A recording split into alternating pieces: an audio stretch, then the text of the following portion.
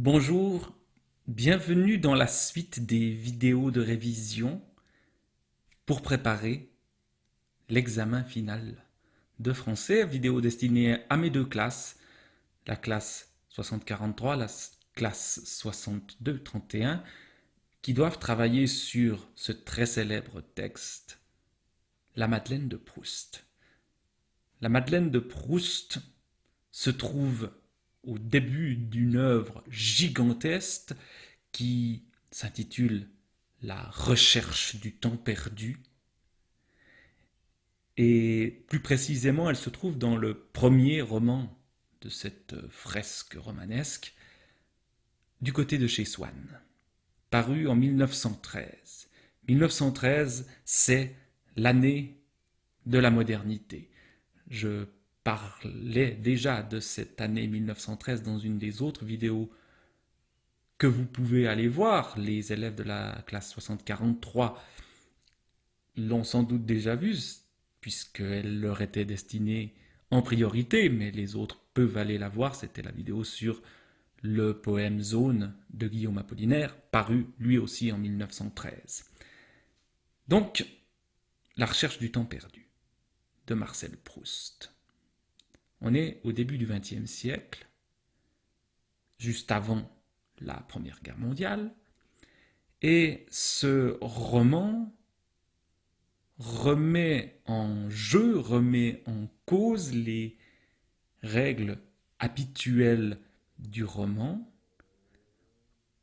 Il le fait en inventant une manière d'écrire qui met en scène la conscience du narrateur, d'un narrateur proche de l'auteur. On sait qu'il s'appelle comme l'auteur Marcel.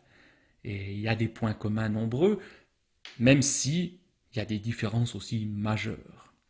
Donc une sorte de double ou d'avatar de Marcel Proust qui nous raconte au fond ce qui se passe dans sa tête.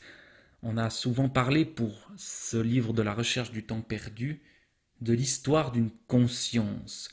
Comment je vis les choses. Je ne raconte pas les événements directement, mais je raconte ce qu'il crée en moi, dans ma pensée, dans ma manière de voir le monde. Alors l'extrait de la Madeleine, il est crucial dans la recherche du temps perdu de Proust. On est tout au début, il n'a pas vraiment encore commencé à nous raconter sa vie, parce qu'il y a un problème, la mémoire. Il aimerait remonter à l'enfance, mais les souvenirs d'enfance sont extrêmement difficiles à capter. Le roman commence par Longtemps je me suis couché de bonne heure, où il raconte la manière dont il s'endort, une espèce d'entre-deux de la conscience qui n'est pas tout à fait réveillée, mais qui se réveille quand même, et qui se rendort, et on voit ça de l'intérieur, c'est absolument fascinant. Puis, d'autres scènes que je passe, je vous mettrai un lien vers une vidéo qui nous explique ça de manière extrêmement bien faite.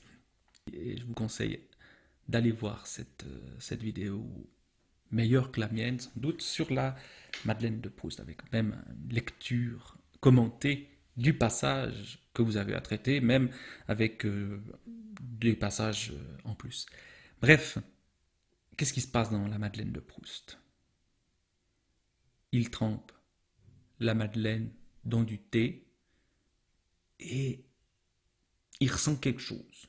C'est ce que vous allez essayer de trouver dans le texte. Qu'est-ce qu'il ressent?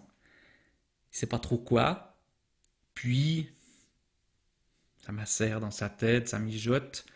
Et un monde renaît, le monde de son enfance, parce que cette Madeleine était celle que lui donnait sa tante Léonie quand il était enfant le dimanche matin avant d'aller à la messe. Et donc il y a ensuite tout un univers qui va petit à petit renaître à partir de ce moment de la Madeleine.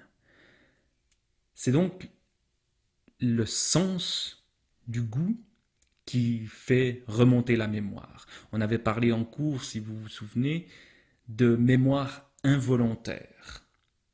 Je ne suis pas en train de me dire, je vais essayer de me rappeler ce souvenir-là précis, mais plutôt